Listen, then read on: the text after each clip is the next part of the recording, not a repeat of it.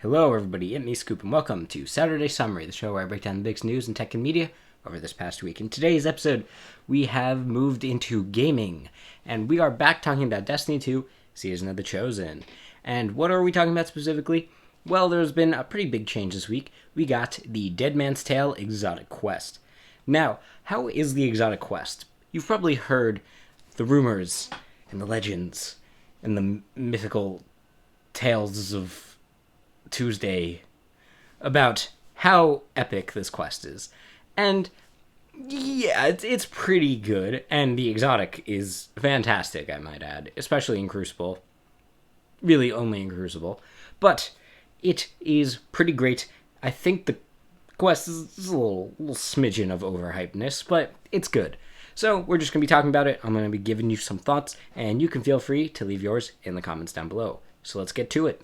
Now, of course, like every exotic quest, you gotta start by doing something weird and something hidden and a little bit secret. And I will admit, this is definitely the best version of that little, thing you have to find to start. So you go into the Nightfall, which is the arms dealer, and this doorway that has been closed since year 1, and, we're now in year 4, so it's really cool that they went back to something that old and made some little edits to it. I think that was a very cool detail, even if story-wise, it makes no sense because strikes are kind of these little bubbles of time, but that's besides the point.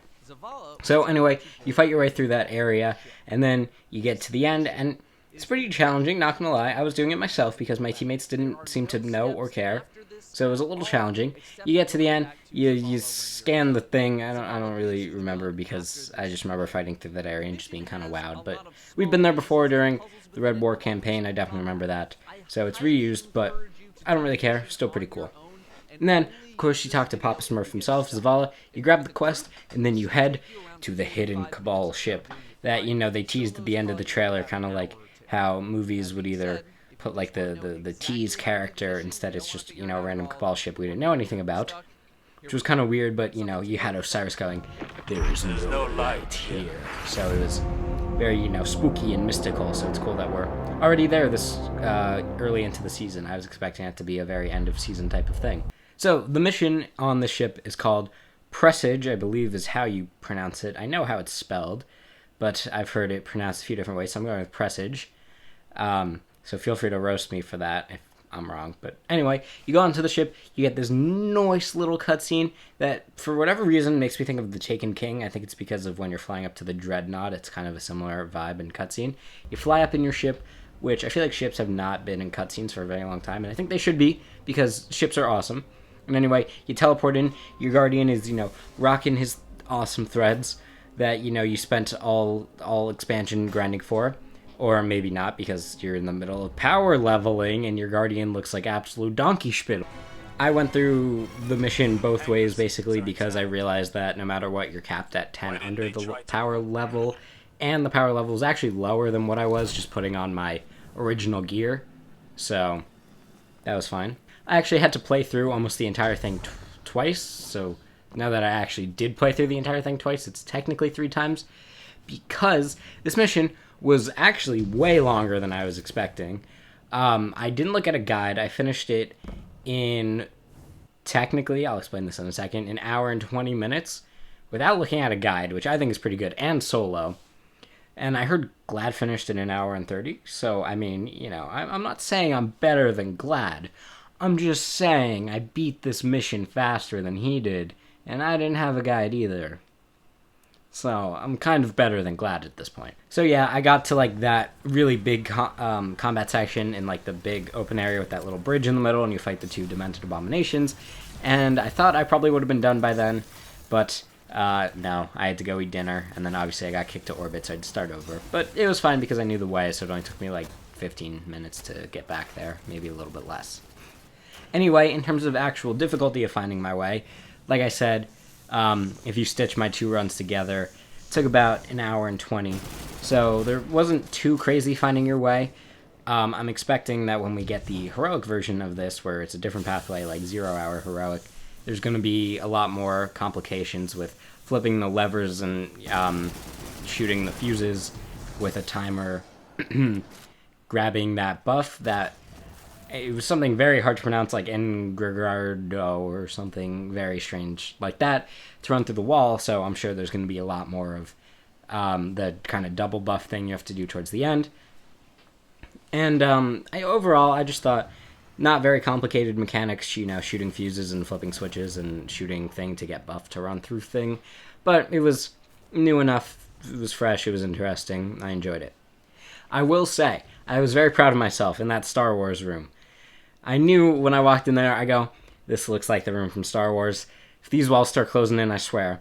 I flipped the switch, all the screeps started attacking me, and I'm like, okay, walls aren't closing in, we're good. And I kill all the screeps, and I'm like, these walls are a little closer than they were. And then I looked, and I was like, okay, yep, the walls are closing in, cool.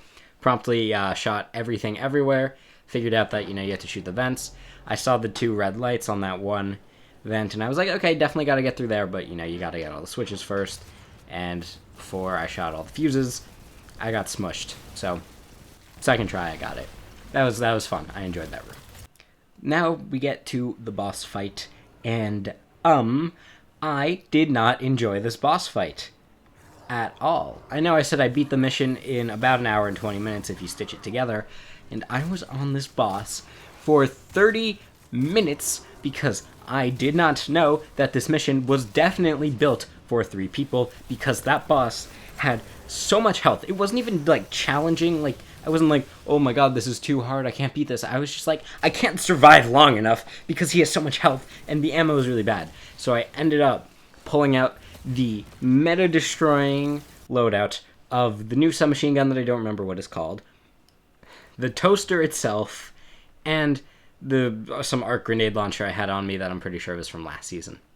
Yeah, I beat it with that loadout because that was the only way I could do it.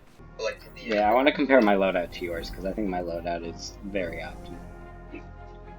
My loadout is, I bet I can do more. I'm not even close to getting salvagers. Anarchy would be a good idea, but I like my toaster blaster, so we're gonna stick with it. For whatever reason, Jotun absolutely slaps in this mission. Doesn't slap anywhere else. Even, I think it got nerfed in the Crucible at some point, because recently it hasn't been the same toaster it was before. But it annihilates in this mission. It's not the best for DPS, obviously, because it's, you know, a fusion rifle fireball, and it's a special. But it, you know, it got the job done. I think my final run took like 12 minutes between not having like any heavy ammo, and the heavy ammo not being very effective. And, of course, having to DPS with Jotun, and also balance my ammo and my super and all my abilities between clearing ads on top, clearing the somewhat stronger ads on bottom, and obviously damaging the boss. I did think that the mechanic of having to flip, or, you know, jump, whatever you want to call it, between the top and the bottom, and then, like, clear one out of heat, one after the other, was pretty cool. I thought that when I started playing it and I realized I had to jump up and down every 30 seconds after damaging the boss because he would just sprint towards me and one-shot me, I figured that that was made for at least 2 people, one to be on one side, so you kind of get them back and forth, which is not really the case, because if you have 2 people, you know, damage him twice as fast and most of the challenge is gone. I ran through it a second time with my streaming partner on twitch.tv/ScoopJohn, and we cleared it pretty quickly. It didn't make the mechanics any different, it just made it way faster and easier.